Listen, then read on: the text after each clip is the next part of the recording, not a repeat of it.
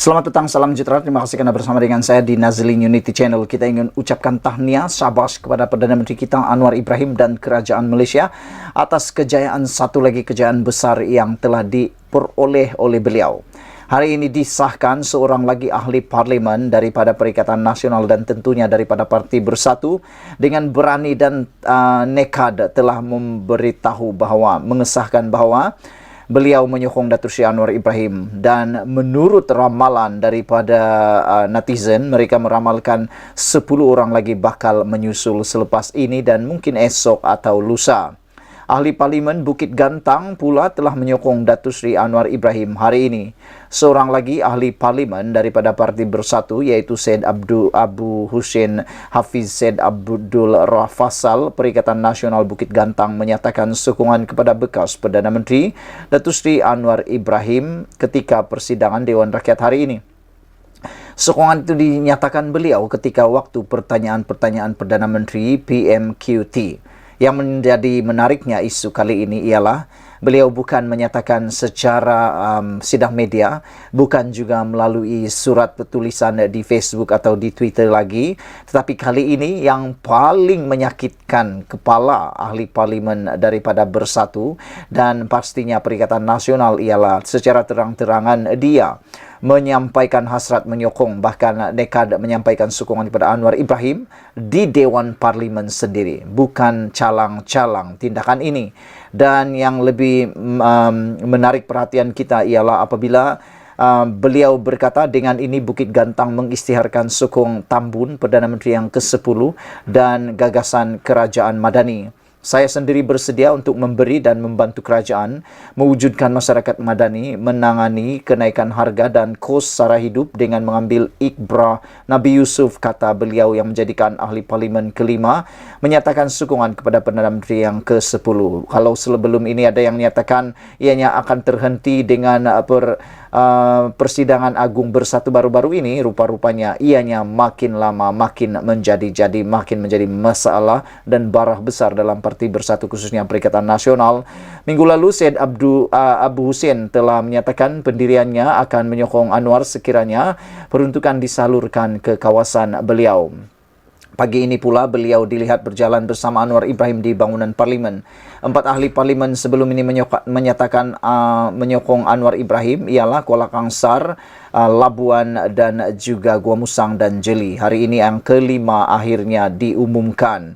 Sementara itu, Syed Abu Hussein menyeru agar 2 bekas Perdana Menteri Tan Sri Muhyiddin Yassin dan Datuk Seri Ismail Sabri Yaakob bersama membantu Anwar dalam mentadbir kerajaan. Ini yang paling kita mahu dan paling kita tunggu-tunggu, yaitu kerjasama daripada pemimpin negara.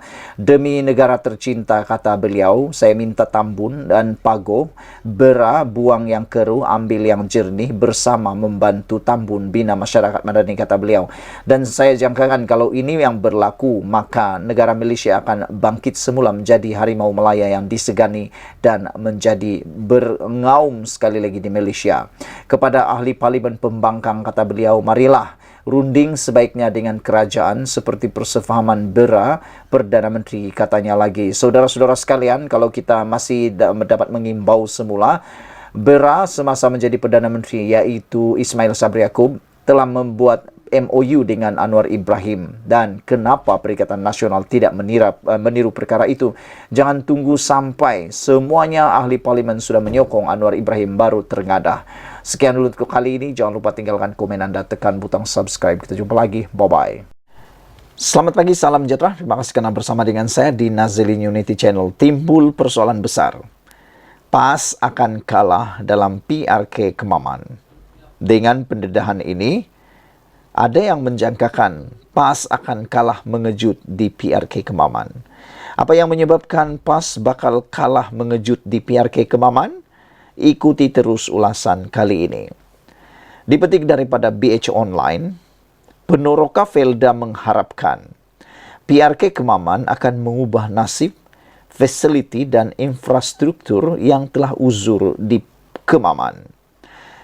Pengakuan daripada Penoroka Felda di sini menaruh harapan tinggi supaya pilihan raya kecil PRK Parlimen Kemaman dapat mengubah nasib, facilities dan infrastruktur uzur serta terbiar di 6 tanah rancangan di kawasan parlimen itu. Ketua Peneroka Felda Neram 1, Abdul Aziz Ibrahim, mendakwa, sejak berlaku perubahan tampuk pemerintahan kerajaan negeri, kemudahan disediakan kerajaan terdahulu yang sepatutnya diselia majlis daerah seperti Dewan Orang Ramai di tempatnya terbiar tanpa diselenggara. Dan untuk makluman Anda semua, siapakah pemerintah sebelumnya? Kalau tak silap saya ialah Barisan Nasional, tetapi sekarang ini kawasan parlimen itu telah pun dirampas oleh PAS. Jadi kata Ketua Peneroka Felda Neram 1 ini, parti yang memerintah sekarang di Terengganu dilihat tidak dapat melaksanakan banyak tugas dan tanggung jawab, terutama sekali di tempat saya dengan dewan dan fasilitis banyak yang terbiar, menyebabkan Peneroka sendiri terpaksa mengambil inisiatif membersihkan kawasan ditinggalkan, kata beliau lagi. Itulah sebabnya ada netizen mengatakan, mungkinkah PAS akan kalah mengejut di PRK Kemaman kerana Ketua Peneroka mula bersuara. Ini bukan orang biasa, tapi Ketua Peneroka. Yang ini Ketua Peneroka Felda Neram 1. Beliau sendiri mengakui bahawa sejak berlaku perubahan tampuk pemerintahan kerajaan negeri, kemudahan disediakan kerajaan terdahulu tidak diselenggara, terbiar tanpa diselenggara, kata beliau.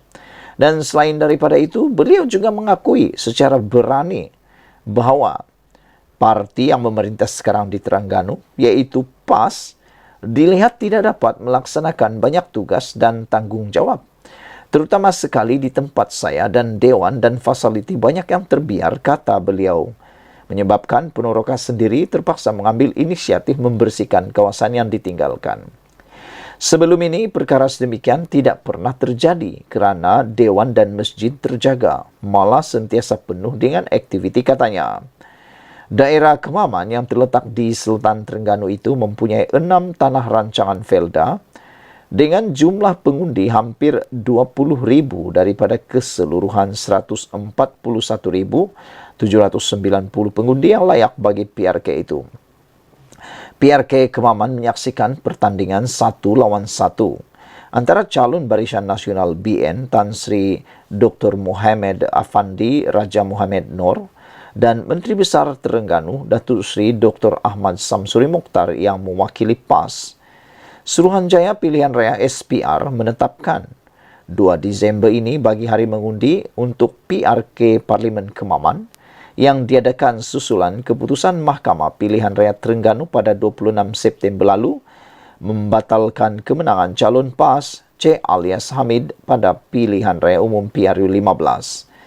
Peneroka Felda Neram 1 sejak 1970-an, yaitu Muhammad Jusoh, 73 tahun pula, mengakui isu itu berlaku hanya pada fasilitis di bawah seliaan majlis daerah, manakala fasilitis di bawah selenggaraan Felda berada dalam keadaan terurus. Sejak saya mula menetap di sini, saban tahun banyak kemudahan disediakan. Dan kerajaan negeri sekarang hanya perlu membantu menyelenggaranya sahaja. Tetapi itu tidak berlaku, kata beliau lagi. Muhammad Rajmir Ramli, 50 tahun, juga berharap ahli Parlimen Kemaman yang dipilih nanti dapat mengusahakan sebuah klinik kesihatan di dan pondok polis bagi memudahkan urusan Peneroka. Sekarang tidak ada klinik kesihatan ataupun sekurang-kurangnya pondok polis. Sebagai contoh, jika berlaku kematian, balai polis paling hampir untuk kami membuat laporan terletak 15 km dari sini, katanya.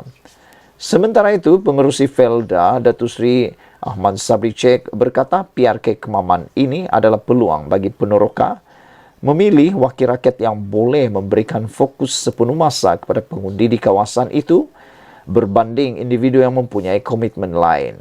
Kalau orang yang dipilih tidak boleh memberi sepenuh masa kerana tugas lain yang berat, ia akan menyebabkan keadaan lebih sukar untuk memenuhi keperluan masyarakat Felda. Bukan semuanya boleh diselesaikan Felda, tetapi wakil rakyat yang baik akan mencari cara memenuhi dan menyelesaikan perkara berkaitan isu dewan, infrastruktur dan sebagainya, kata beliau lagi. Ahmad Sabri berkata, isu besar lain terutama berkaitan perumahan dan pekerjaan kepada generasi baru Felda hanya dapat diselesaikan jika ada hubungan baik antara wakil rakyat dan kerajaan persekutuan. Sekian dulu untuk kali ini. Jangan lupa tinggalkan komen anda, tekan butang subscribe. Kita jumpa lagi. Bye-bye.